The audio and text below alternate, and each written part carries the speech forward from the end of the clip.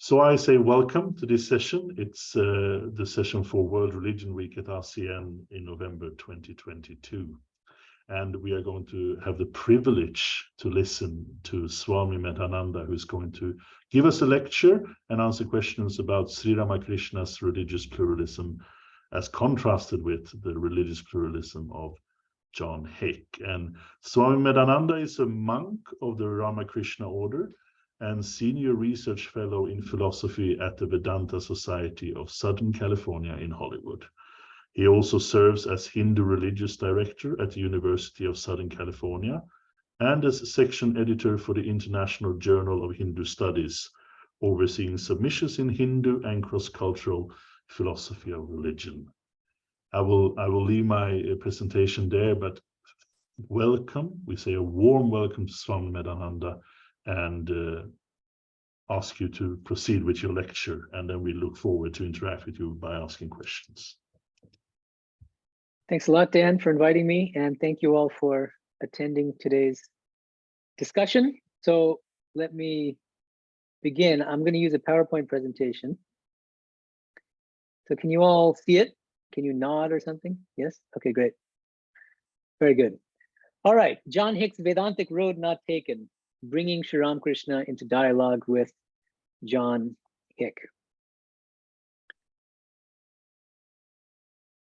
So Sri Ramakrishna was a Hindu mystic who lived in Bengal from 1836 to 1886. And he's famous for having practiced many different kinds of spiritual disciplines in a number of different religious traditions. Even though he was Hindu, he also practiced Islam and Christianity at different points in his life. He also practiced multiple Hindu traditions. Hinduism itself is vast as a religion, and there are many traditions within it. And so he practiced Tantra, he practiced Vaishnavism, he also practiced Advaita Vedanta, which is a non-theistic school of Hinduism. And he had numerous kinds of spiritual experiences through all of these different kinds of spiritual practices. And he claimed to have realized the same God in different forms and aspects through all of these different religious practices. So it was on the basis of his varied religious disciplines and spiritual experiences that he affirmed the harmony of all religions. And this is one of his famous teachings: as many fade, so many paths, moth, fought. And I want to explore in more detail what exactly is his doctrine of religious pluralism. In what sense is it pluralistic? And then I want to bring him into dialogue with John Hick. So a keynote of Ramakrishna's teachings is a distinction between two stages in spiritual experience, which he calls jnana and vijnana. This is how he explains that difference. He says the jnani, meaning the person who has attained jnana, which jnana just means knowledge. So the jnani is somebody who has attained knowledge. The jnani gives up his identification with worldly things, discriminating not this, not this. Only then can he realize Brahman. And in Indian traditions, Brahman means the ultimate reality. It is like reaching the roof of a house by leaving the steps behind one by one. But the vijnani, and here, so vijnani is the person who has attained the even greater state of vijnana. So it's an even deeper knowledge. So, but the vijnani, who is more intimately acquainted with Brahman, realizes something more.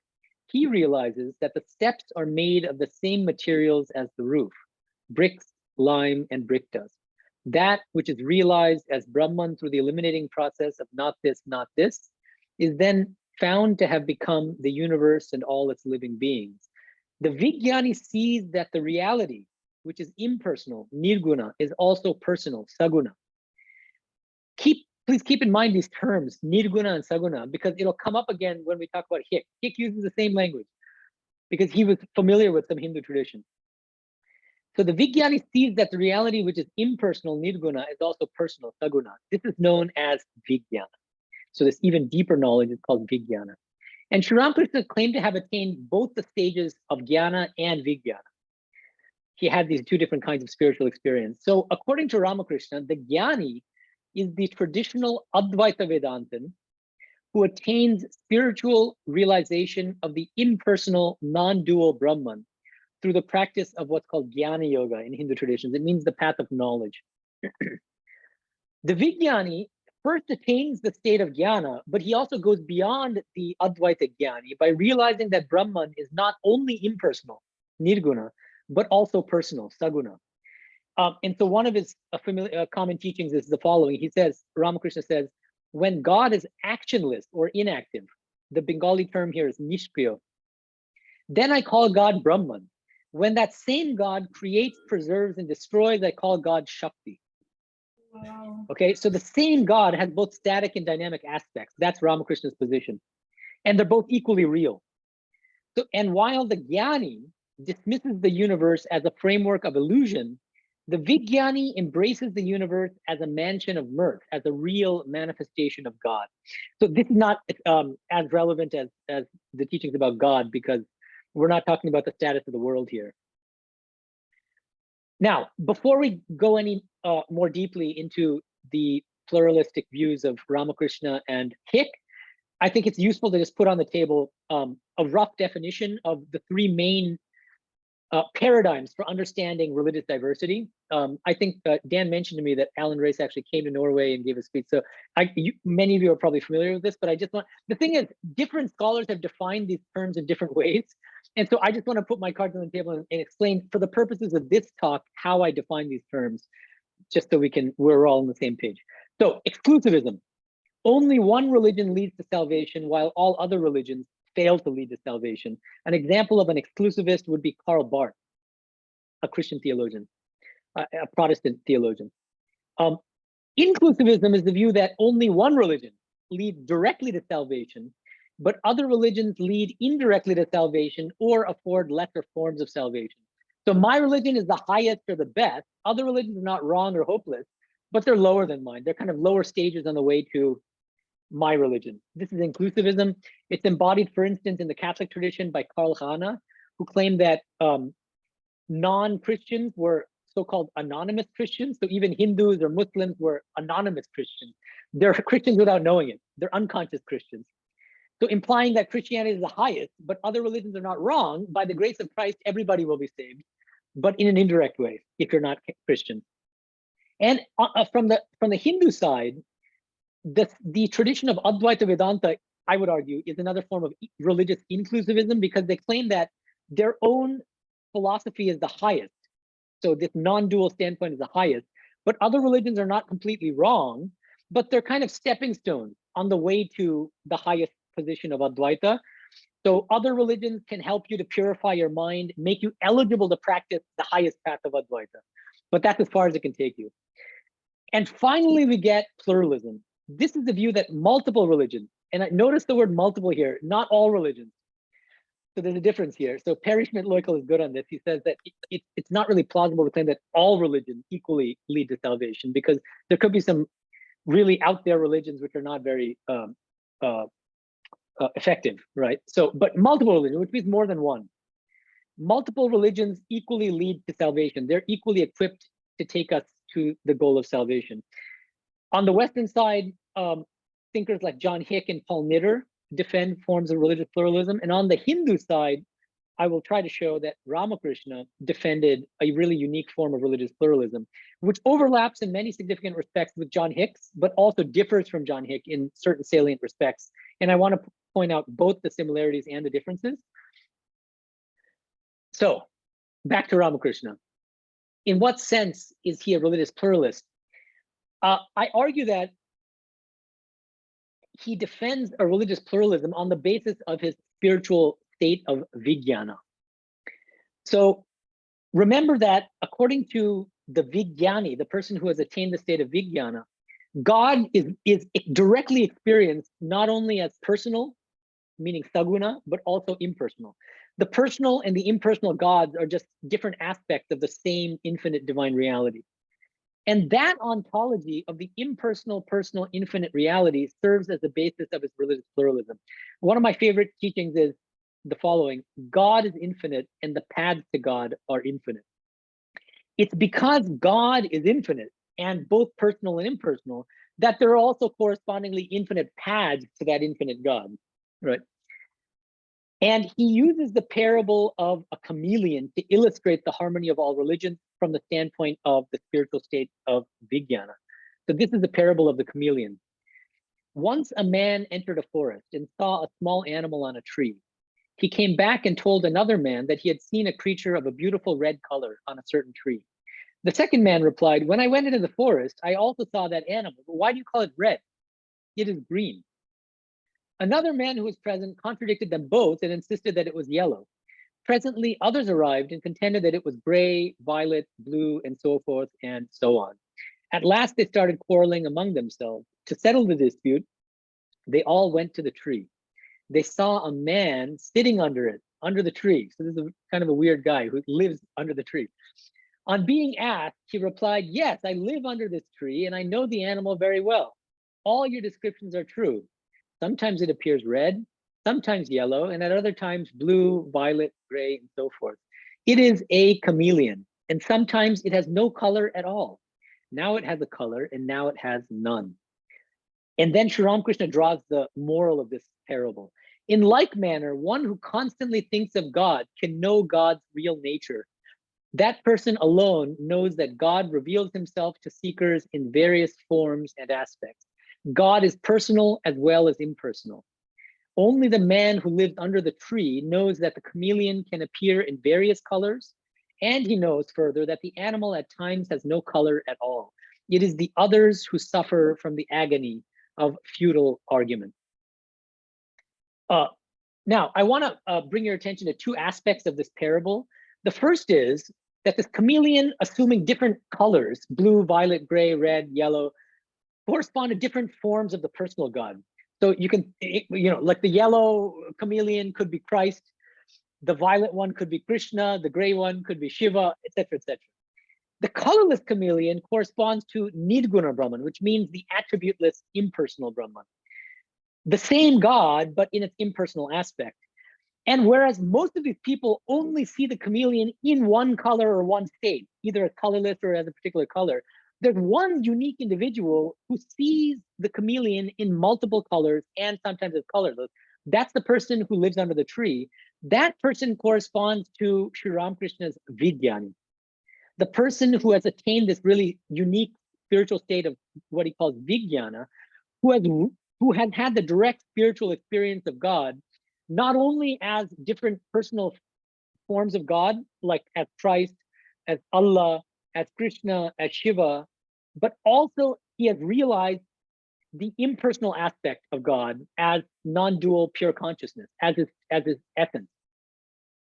So it's that person who has had a broader understanding and realization of God, who can adjudicate these debates and these quarrels between other religious spiritual aspirants and even people who have realized God in one particular form. So this is very significant, I think, this parable, and it has a lot of philosophical implications. So now, just to kind of illustrate what I take to be Ramakrishna's religious pluralist position, this is how I see it working. Christians, through the practice of Christianity, can directly realize some aspect or form of the impersonal, personal, infinite reality. And they don't have to, like, at some point, stop practicing Christianity and go on to practice something else. Same goes for Muslims, same goes for Hindus, same goes for Advaita Vedantins, and same goes for Buddhists. So everybody, all of these different religious practitioners are equally equipped by practicing their own particular religion to attain the highest goal of salvation, because they all realize different aspects or forms of the same divine reality. Now we get to a very thorny question. For any religious pluralist view, there's this problem of what's called conflicting religious truth claims. This is the problem. If different religions make conflicting claims about historical and metaphysical reality, then how can all religions be valid? So to give you two examples, but of course we can multiply examples. Did Christ die on the cross?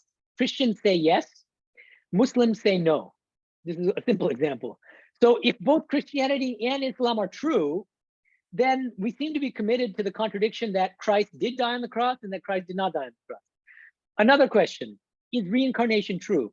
Orthodox forms of Christianity, Islam, and Judaism say that reincarnation is false. But Hinduism and Buddhism, for instance, say that reincarnation is true. So if we affirm the truth of the Abrahamic religions on the one hand, and of Hinduism and Buddhism on the other, we seem to be committed to a contradiction. We seem to be saying, on the one hand, that reincarnation is true and that reincarnation is false. So how does Ramakrishna handle this problem? Crucially, Ramakrishna never claims that all religions are true, but he claims that all religions are salvifically efficacious. All religions are equally effective, not all religions, but multiple religions are equally effective paths to the same common goal of salvation. So that's really important. And to clarify Ramakrishna's position and also to begin to bring Hick into this discussion, I think it's really useful to bring in Hick's own classification of different kinds of conflicting religious truth claims. He distinguishes three different kinds. First kind, disagreements about past historical events that are in principle accessible to human observation. So a good example of this would be the question of, did Christ die on the cross or not? So Hick imagines if somebody were there at zero, at time zero, somebody, and if we had a video camera, we could have recorded that and just seen whether Christ actually died on the cross or not. So that's what he means by in principle accessible to human observation. It's a past historical event. So we could just know whether Islam is right on the issue, that Christ didn't die on the cross, or that Christianity is right on the issue, that Christ did die on the cross. But there's another type of disagreement. This is the second type, disagreements about trans-historical matters, which cannot be verified by historical or other empirical evidence. Now, what exactly counts as trans-historical issues is a complicated one. So when Hick was writing, he felt that reincarnation was an example of a trans-historical matter because he didn't feel that there was enough empirical evidence in support of it.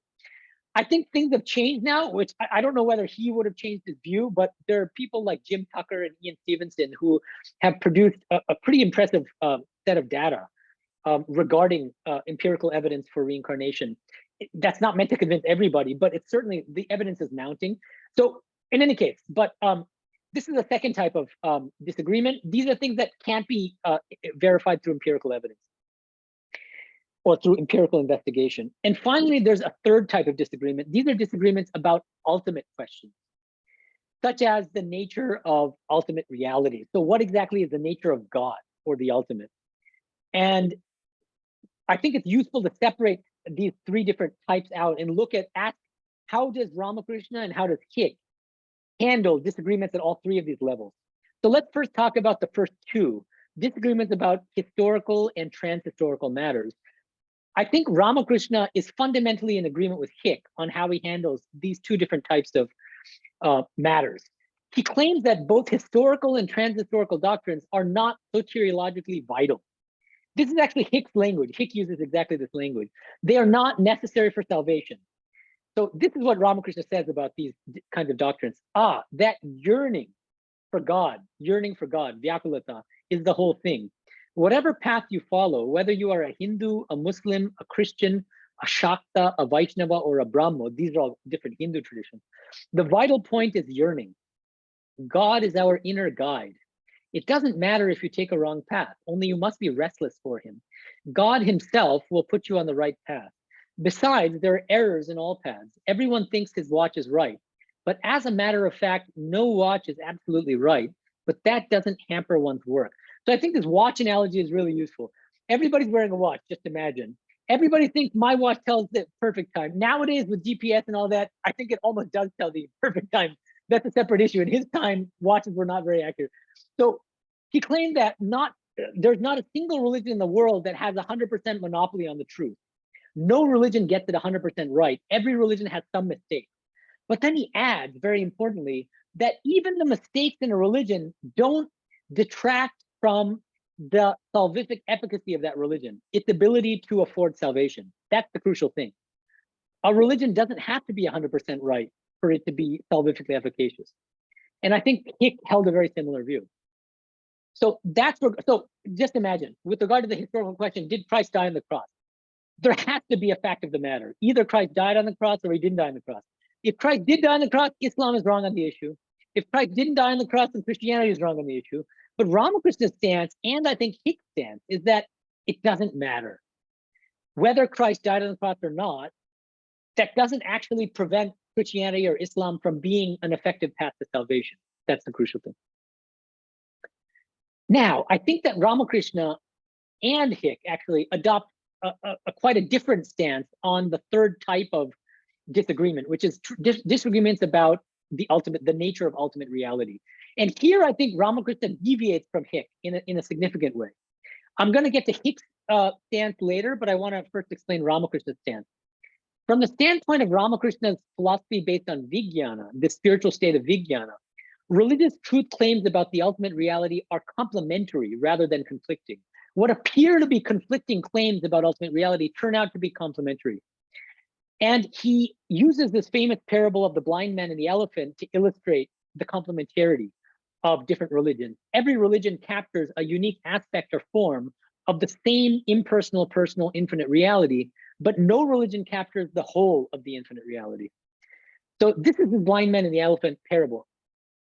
One can rightly speak of God only after one has seen him. He who has seen God knows really and truly that God has form and that he is formless as well. He has many other aspects that cannot be described. Once some blind men chanced to come near an elephant. A person explained to them, "This animal is an elephant." They were asked what the elephant was like. The blind men began to feel its body. One of them said the elephant was like a pillar. He had touched only its leg. Another said it was like a winnowing fan. He had touched only its ear. In this way, the others, having touched its tail or belly, gave their different versions of the elephant. Just so, a man who has seen only one aspect of God limits God to that alone. It is his conviction that God cannot be anything else. So I want to bring your attention to the fact that just like the chameleon parable, most people are experiencing God or thinking of God in only one aspect, right? But there's one unusual person, just like that person sitting under the tree who sees the chameleon in different colors and is colorless. There's one person who has vision and who can see the whole elephant. He can intervene, he or she, and say that, wait, all of you guys are right and all of you guys are wrong. All of you guys are right in actually touching a certain part of the elephant, but you're wrong in thinking that that part of the elephant represents the whole of the elephant. But at the same time, Ramakrishna never claims that anybody has complete access or a complete knowledge of God. That's also that's beyond our human ability. But some people, and he called these people Vijnanis, have had a more expansive knowledge of God than others. They have realized they've experienced more of God than even other saints and other mystics. Because usually a mystic, when he experiences or she experiences God, you experience God in a particular form or aspect, but the Vijnani is unique in experiencing God in multiple aspects and forms. Okay, so now we can get to Hick. For the remainder of the presentation, I want to talk about Hick's views on religious pluralism and then bring him into dialogue with Ramakrishna.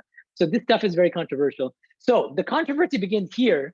I defend a very controversial position on his views on religious pluralism. I think I'm the first scholar to claim that his views on religious pluralism actually evolved very significantly in two different time periods. So the first time period, the first phase in his thinking about religious pluralism is, I date it from 1970 to 1974. And at that time, he explicitly defended a theory of religious pluralism on the basis of a Hindu thinker, Sri Aurobindo's Vedāntic logic of the infinite. And he claimed that in that period of about 4 years, that all of the world religions capture different ontologically real aspects of one and the same infinite reality. I'm just giving you a summary now, and then shortly I'll explain these two different phases in more detail. But he moves away from this view, and starting in 1976, he defends a very different theory of religious pluralism, not based on Aurobindo's logic of the infinite, but based on what I call the quasi-Kantian distinction between what he calls the real an sich and the real as humanly thought and experienced. So according to post-1976 Hick, the different personae and impersonae of all the world religions are phenomenally true, but nominally false. So notice the Kantian language here. So the religious practices based on these phenomenal conceptions of the real are all equally capable of leading to salvific transformation. This is Hick's view post-1976. He holds this until the end of his life. And I think he would have been better off sticking to the first view and developing that further. But let me make a case for that. So let's begin. Let's look at the first phase. It's what I call his early Aurobindonian theory of religious pluralism. This is taken from his book, his textbook, Philosophy of Religion, 1973. He says, for if, as every profound form of theism has affirmed, God is infinite and therefore exceeds the scope of our finite human categories, he may be both personal Lord and non-personal ground of being. At any rate, there is a program for thought in the exploration of what Aurobindo called the logic of the infinite, and the question of the extent to which predicates that are incompatible when attributed to a finite reality may no longer be incompatible when referred to infinite reality. So, who was Aurobindo? This is one question that you might ask. He was a prominent Hindu thinker who was born in 1872 and passed away in 1950. He was educated in Britain and studied at Cambridge University. He was a brilliant thinker. And he was, another important factor, that he was directly influenced by the teachings of Ramakrishna. Okay, so this is going to be significant, because when I say that Hick explicitly defended a view of religious pluralism based on Aurobindo's logic of the infinite, ipso facto, that also comes very close to Ramakrishna's views. Okay, and so what is this logic of the infinite? The idea is this, that even if it's not possible for, in this world, for any finite entity to be black and white at the same time, in the same aspect. Of course, the zebra can be both black and white. That's not controversial, but it can't be fully black and fully white at the same time, right? So what Ramakrishna and Aurobindo claim is that God is infinite and God is omnipotent. And so God is capable of things that we cannot even fathom with our finite minds. And so why couldn't it be possible for God to be personal in one aspect and impersonal in another aspect? Even if we can't figure out exactly how that's possible. Okay, so that's the basic idea which Hick is working with in this early period. Let me quote another important passage from this early period. This is from his book called God and the Universe of Faiths. He says, let us begin with the recognition, which is made in all the main religious traditions, that the ultimate divine reality is infinite and as such transcends the grasp of the human mind. God, to use our Christian term, is infinite. We cannot draw boundaries around his nature and say that he is this and no more. If we could fully define God, describing his inner being and his outer limits, this would not be God. From this, it follows that the different encounters with the transcendent within the different religious traditions may all be encounters with the one infinite reality, though with partially different and overlapping aspects of that reality. May it not be that the different concepts of God as Yahweh, Allah, Krishna, Paramatma, Holy Trinity, and so on, are all images of the divine, each expressing some aspect or range of aspects, and yet none by itself fully and exhaustively corresponding to the infinite nature of the ultimate reality. So he's using this language of aspects to say that why can't God be personal in one aspect and impersonal in another aspect, both of which are equally real. So the early Hick, I take it, derives his theory of religious pluralism from the Ramakrishnan Aurobindonian premise of God's infinitude and illimitability. Every world religion captures some real aspect or range of aspects of the infinite reality, but no religion captures the whole of the infinite reality. Like Ramakrishna and Aurobindo, Hick, in this early period, invokes the parable of the blind man and the elephant and draws the moral that each religion refers only to one aspect of the total reality. So he uses the same metaphor as Ramakrishna here. And I want to quote one more passage because he directly refers to a Hindu doctrine here. So I think it's significant. This is also taken from his book, God and the Universe of Faith. Speaking very tentatively, I think it is possible that the sense of the divine as non-personal may indeed reflect an aspect of the same infinite reality that is encountered as personal in theistic religious experience. Theologically, the Hindu distinction between Nirguna Brahman, remember the language used by Ramakrishna, referring to the impersonal absolute, and Saguna Brahman, which means the same God in its personal aspect, is important and should be adopted into Western religious thought. Detaching this distinction then from its Hindu context, I'm highlighting this for a reason, I'll come to that soon. We may say that Nirguna God is the eternal, self-existent divine reality beyond the scope of all human categories, including personality, and Saguna God is God in relation to his creation and with the attributes which express this relationship, such as personality, omnipotence, goodness, love, and omniscience. Thus, the one ultimate reality is both Nirguna and non-personal, and Saguna and personal, in a duality which is in principle acceptable to human understanding. So why do I highlight this, detaching this distinction then from its Hindu context? For the following reason.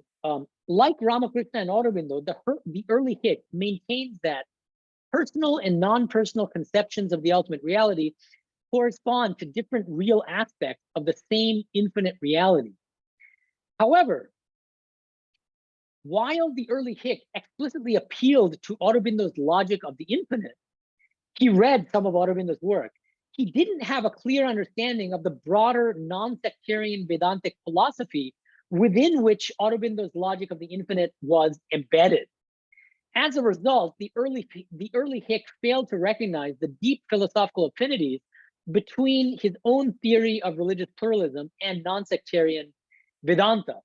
So this is why I highlight this statement, detaching this distinction then from its Hindu context. I think he had a limited understanding of Hinduism, and he didn't realize that his very understanding of God as having both Saguna and Nirguna aspect is something defended by Hindu thinkers, namely Aurobindo and Ramakrishna. And he just was not sufficiently familiar with that tradition of Hinduism, it seems like. So he thought he's like adapting these Hindu terms, but in a way that hadn't been discussed in Hinduism itself. But I think that's just false. And if he had studied more deeply that tradition of Hinduism, I think he may have stuck with it.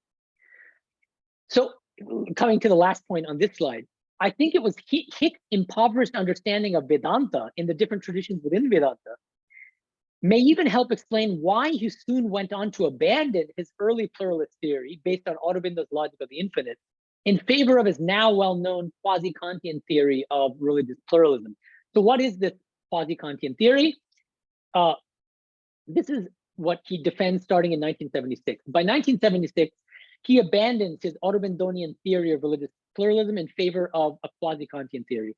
Instead of claiming that every religion captures a real aspect of the infinite divine reality, Hick now claims that the real an sich, the real in itself, is strictly unknowable, and that the personal gods and non-personal absolutes of the various world religions are different culturally conditioned and therefore phenomenal conceptions of one and the same noumenal reality.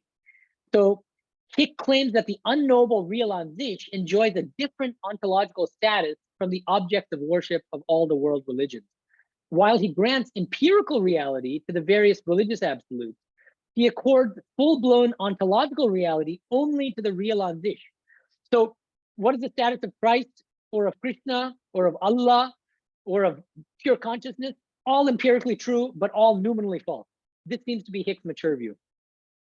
By contrast, the early Hick followed Ramakrishna and Aurobindo in maintaining that personal and non-personal conceptions of the ultimate reality capture different ontologically real aspects of the same infinite reality. So another way to put it in more technical language is that the later Hick, starting in 1976, defends a radically and exclusively apophatic conception of the ultimate reality. You can't say anything true about the real an sich. Anything you say about it will be false. But the earlier Hick from 1970 to 1974 believed that God had both apophatic and cataphatic dimensions. So that you can say things that are true about God and you can experience those aspects of God, but God also has an apophatic dimension. Okay, and that I think that view comes closer to the Ramakrishna Aurobindo kind of view that I'm defending. The later Hick, starting in 1976, also radically reconceived the nature of divine infinitude. While the early Hick understood divine infinitude as a positive, inexhaustible plenitude that exceeds our rational comprehension, the later Hick conceives the infinitude of the real an sich in strictly negative terms. For instance, this is taken from his magnum opus, An Interpretation of Religion, published in 1989. He says, this distinction between the real as it is in itself and as it is thought and experienced through our human religious concepts entails that we cannot apply to the real an sich the characteristics encountered in its personae and impersonae. What he means by personae and impersonae are all the different conceptions of God in the different world religious traditions. Thus, it cannot be said to be one or many, person or thing, conscious or unconscious, purposive or non-purposive, substance or process, good or evil, loving or hating. None of the descriptive terms that apply within the realm of human experience can apply literally to the unexperienceable reality that underlies that realm. So I hope this passage makes clear in what sense he's radically apophatic now about God. You can't say anything true about God.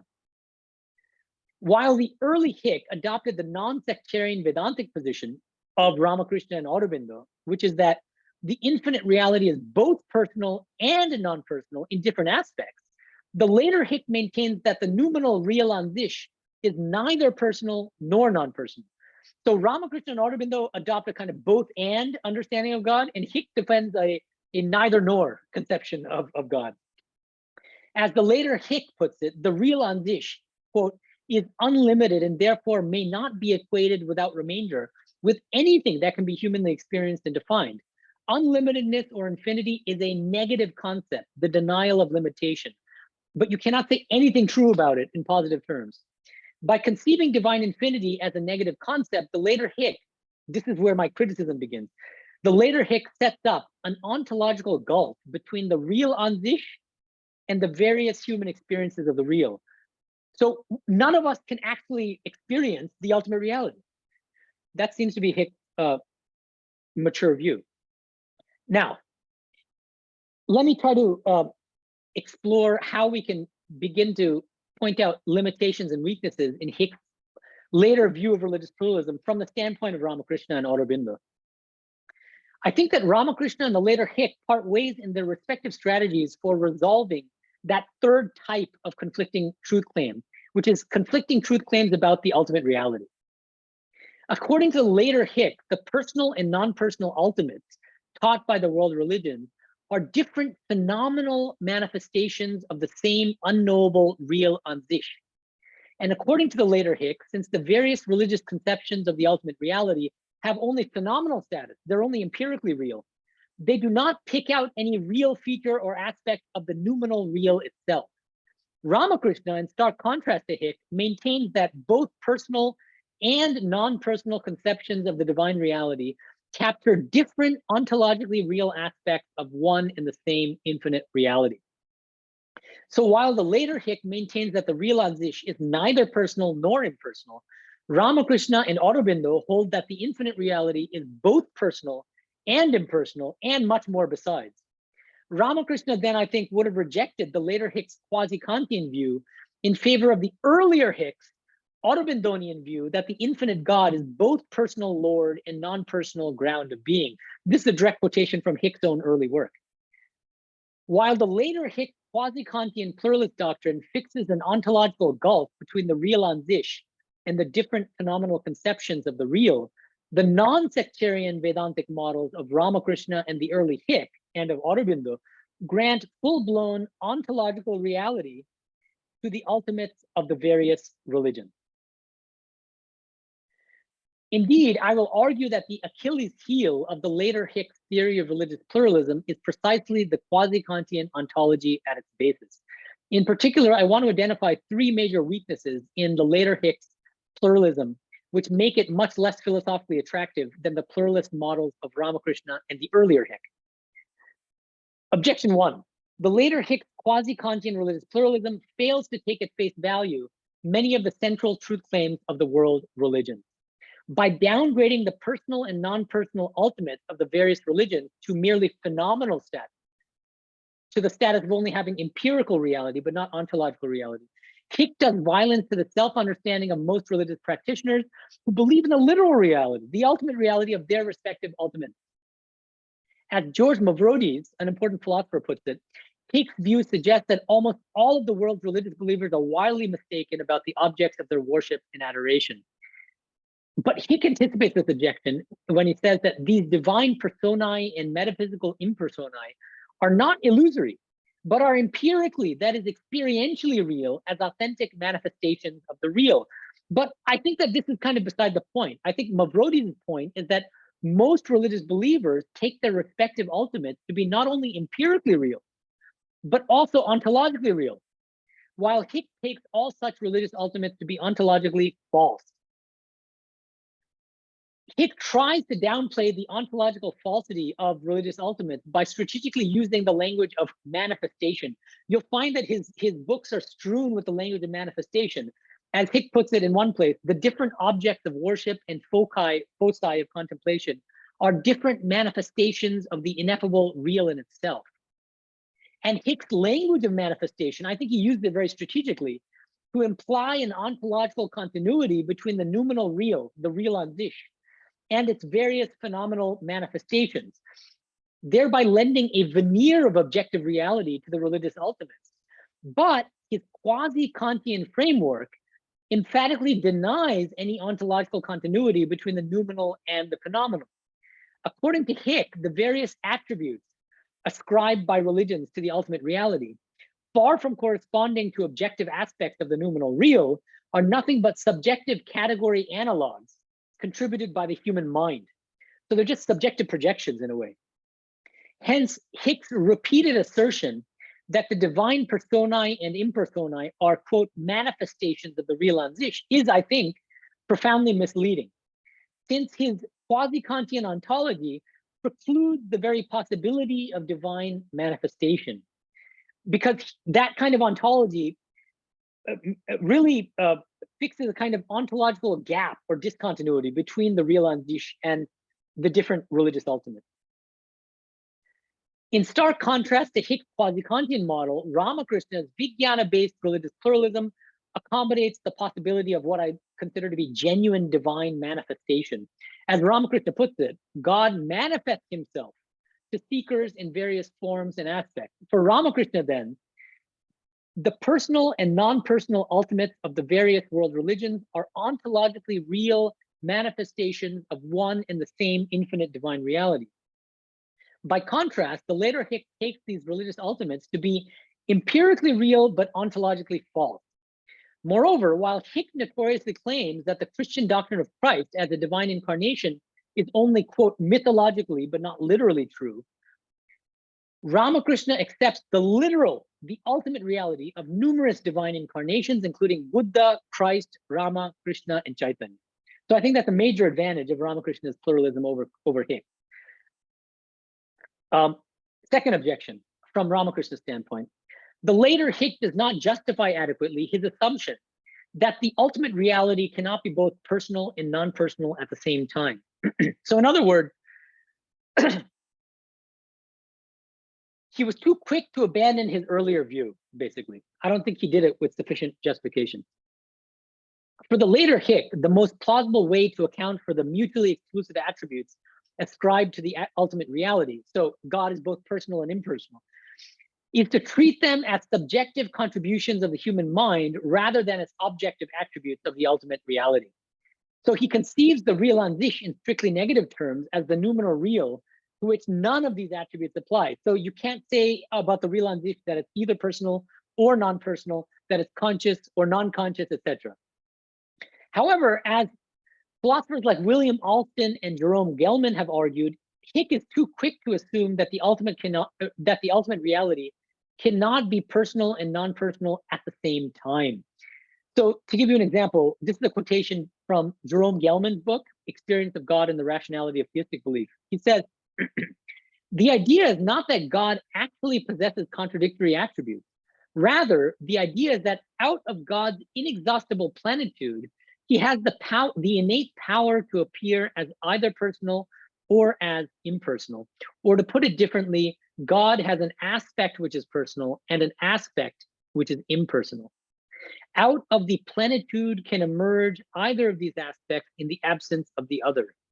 Unlike Hick, therefore, we are prepared to entertain the thought that God himself is experienced both as a personal being and as an impersonal being. I'm not sure whether Jerome Gelman was aware of the work of Ramakrishna or of Aurobindo, but this view is, I think, identical to the view of Ramakrishna and Aurobindo. And so I see Gelman as defending a Ramakrishnan theory of religious pluralism over against Hick's mature view. But Gelman did not know that Hick's earlier view of religious pluralism from 1970 to 74 was very much like this view. And that's the controversial view that I'm defending in chapter 4 of my previous book, which I'm just gonna show you the cover of, just so in case you're interested in more details. Okay, so I have just about 5 more slides. Let me flesh out, continue, so explain the second objection, then go to the third objection, and then I'd love to hear from you. So Translating Jerome Gelman's criticism of Hick into the terms of my argument, we can say that the early Hick logic of the infinite, based on Aurobindo, comes back to haunt the later Hick. For the early Hick, the limits of finite human thought do not dictate the limits of divine possibility. So the infinite divine reality can be simultaneously personal and non-personal, even though the finite intellect cannot fully grasp how this is possible. And one thing that I find striking is that even in his later work, up like post-1976, Hick never refutes the Aurobindonian logic of the infinite that he had earlier defended.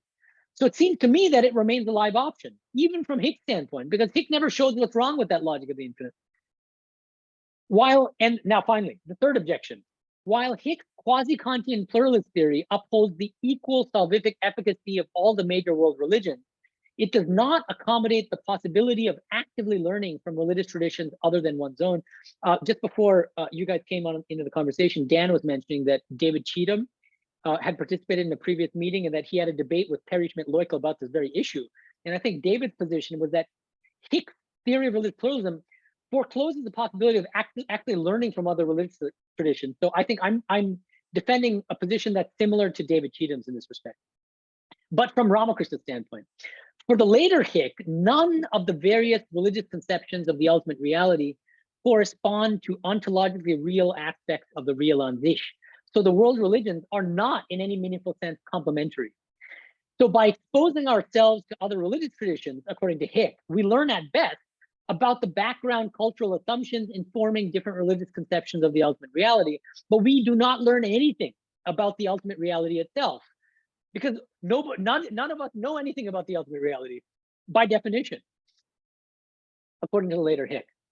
By contrast, Ramakrishna's Vijnana-based religious pluralism furnishes a strong ontological rationale for the genuine complementarity of all the world religions. For Ramakrishna, the various theistic and non-theistic conceptions of the ultimate reality complement one another, since they correspond to different ontologically real aspects of one and the same infinite divine reality.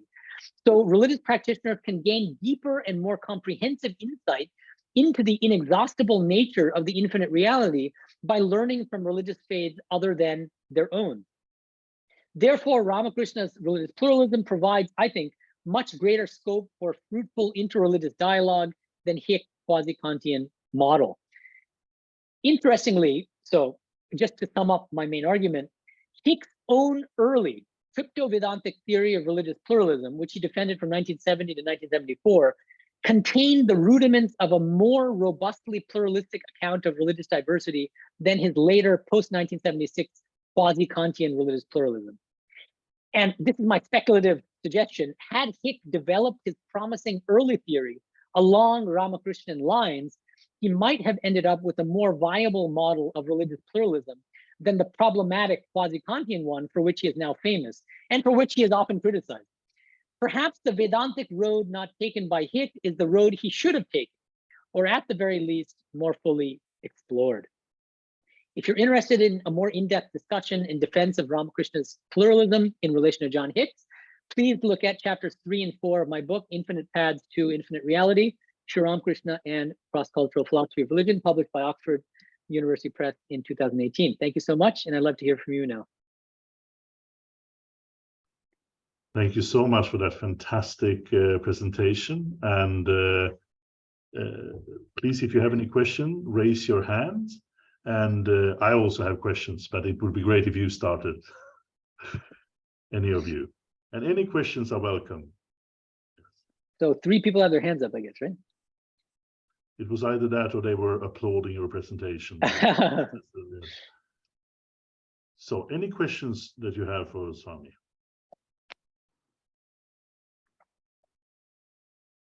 So you can unmute. However, I don't know. I mean, Dan, do you have a way of kind of like, what order do you want them to? Why don't you pick on somebody? I think that'll be the easiest thing. Yeah, perhaps. Yeah. Should be. Sean, do you have a question to start off with?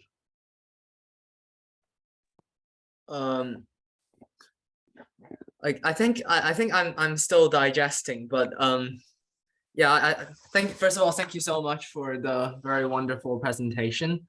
I was I think I'm very interested in how you mentioned that Sri Ramakrishna's view of the different styles complementing each other. I was just wondering that, could you somehow elaborate on a bit more on that term, complementary? Like, why is it that specific term, like complementary, like in what sense? Sure, yeah. I mean, just imagine, let's use the example again of the blind man and the elephant, right? I think that all of the different conceptions of a blind man complement one another in the sense that you gain a better and more comprehensive understanding of the elephant if you put all those different accounts together. The person touching the tail, the person touching the feet, the person touching the trunk. The more pictures you get of the same elephant from different standpoints enriches your understanding of the elephant. Likewise, the more conceptions of God you learn about in the different world religious traditions, the more comprehensive and deeper and richer your understanding of God becomes. Oh, so I see God can be Christ, but God can also be Allah, but God can also be Krishna, God can also be pure consciousness, God can also be Nirvana. Do you see?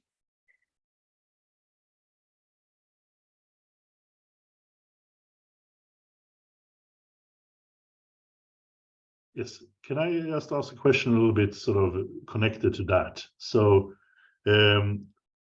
you said in objection 1 something that we often came back to when we studied Hick, sort of the what do you say, the failure of honoring the self-understanding of the different religions. And perhaps I just want to ask you, like, how important is it to honor the self-understanding of the different religions? Because I suppose an objection can be raised that of course Hick did not honor the self-understanding of the religions, because that's not really what he was out doing. So he formulates this philosophical hypothesis, but how important is it for the truthfulness of that hypothesis that he honors the self-understanding of the different religions?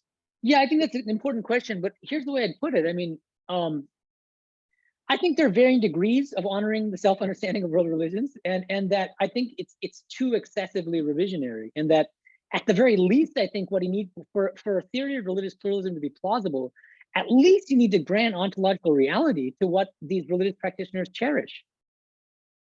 And Ramakrishna is able to do that. Now you're asking, well, why? Why is that a virtue in a theory of religious pluralism? Well, part of the reason is because if you're too revisionary, and if you deviate too far from the self-understanding of the world religious practitioners, it's extremely unlikely that any of them are actually going to accept your theory, because you're not accepting what's closest to their heart.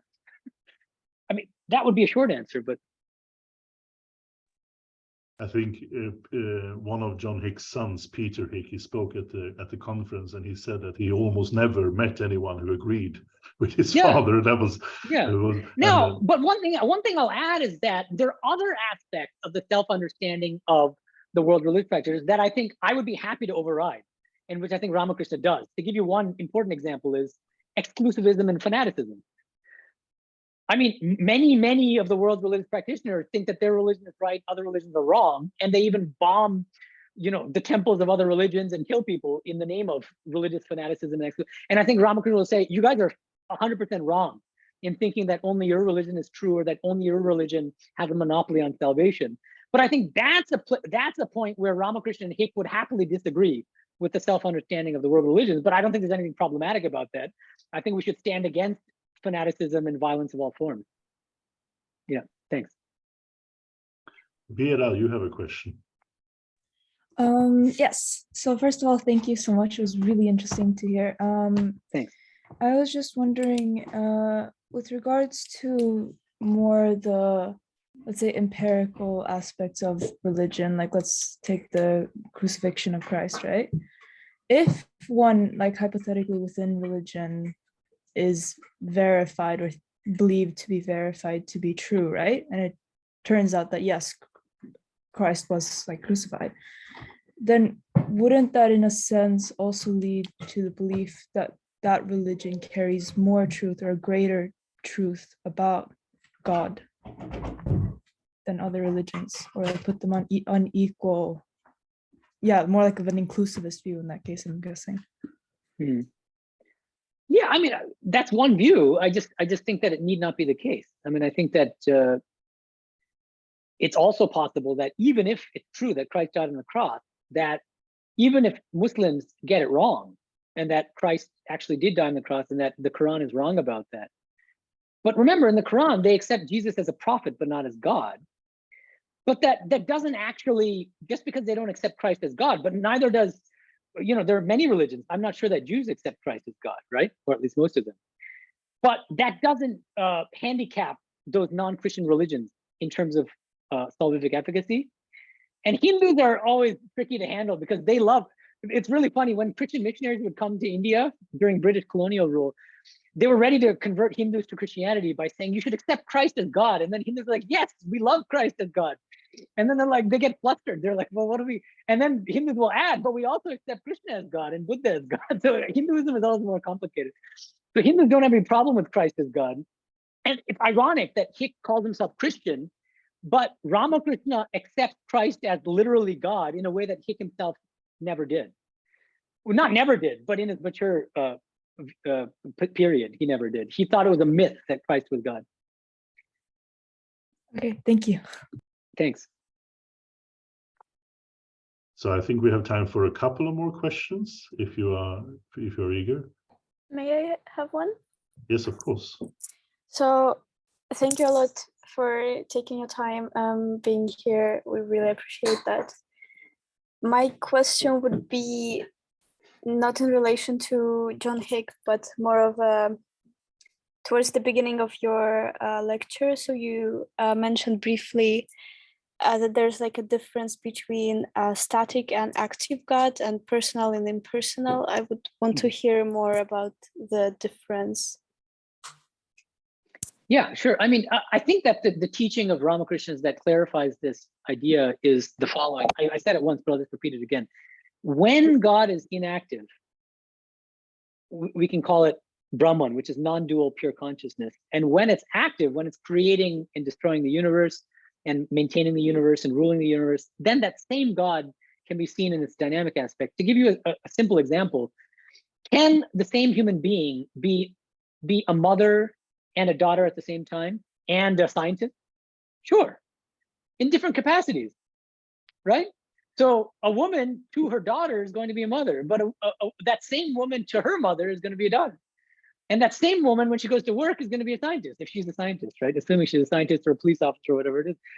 So if we can do that, if we can play multiple roles that are all true at the same time, why can't God? I mean, that seems to be the logic. Julia. Yes, I have a question connected to what Dawn asked. So let's say we override the main criticism of John Hick's theory about the sort of like invalidating these personal understanding and experiences of God. Let's pretend that doesn't matter. Would there still be a problem with John Hick's view, in the sense that it sort of like loses meaning? Like I don't know if that's good. Like would it then just be a problem of religious language, meaning that John Hick says we cannot say anything that is true about God? Like, do you think that is a problem in itself, because then we sort of end up with nothing? Do you know what I mean? Yeah, exactly. And you're not the first to say this. I mean, there are some serious philosophers who have made exactly that argument, and they publish them in religious studies. And they say that, I mean, Hick's conception of the ultimate reality ends up being vacuous. And I think that's a serious problem. And I do develop that objection in my book. I just didn't mention it in my presentation because I knew I wouldn't have time. But I think that's absolutely right. And that's what, as I said, I think the problem is because he's too apophatic about God. And that the beauty of the Ramakrishna and Aurobindonian position is that they're equally apophatic and cataphatic. God has both apophatic and cataphatic dimensions. But because it has a cataphatic dimension as well, it's able to honor the self-understanding of all the different world's religious practitioners. They could say, yes, Christians are right that God is Christ. Muslims are right that God is Allah. Hindus are right that God is Krishna and Kali and Shiva. Advaitins are right that God is pure consciousness, right? They're all right. But Hick can't say that. He has to say they're all wrong, in a certain sense.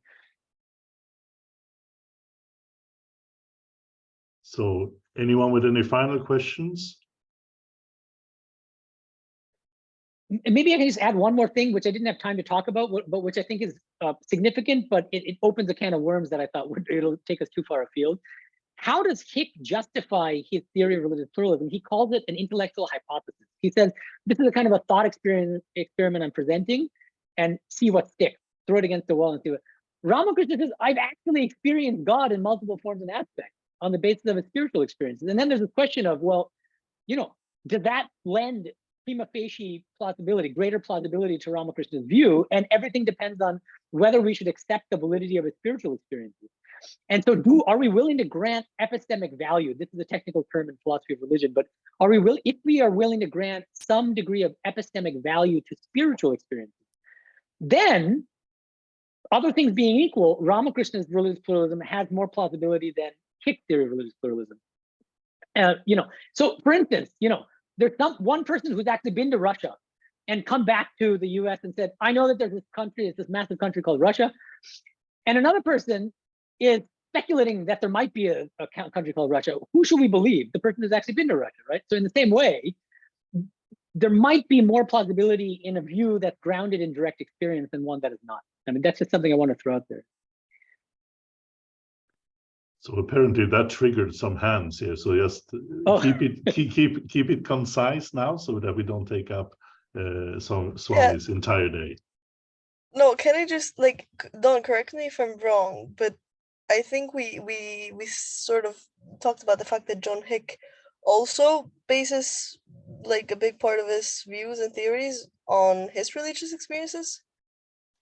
I don't think so. I mean, he did have some spiritual experiences on a double-decker bus. He talks about it, but he didn't, as far as I'm aware, he never had a spiritual experience attesting to the truth of religious pluralism.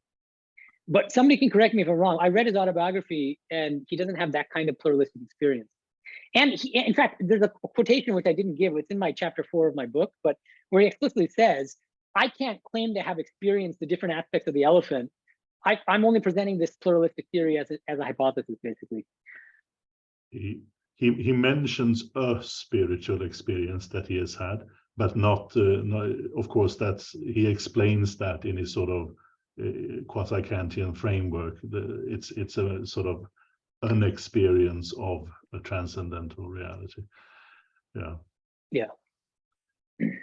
All right, friends, I think we have to end here. Thank you so much, Swami Medhananda, for coming and talk to us. It was such a privilege, and I will now stop the recording.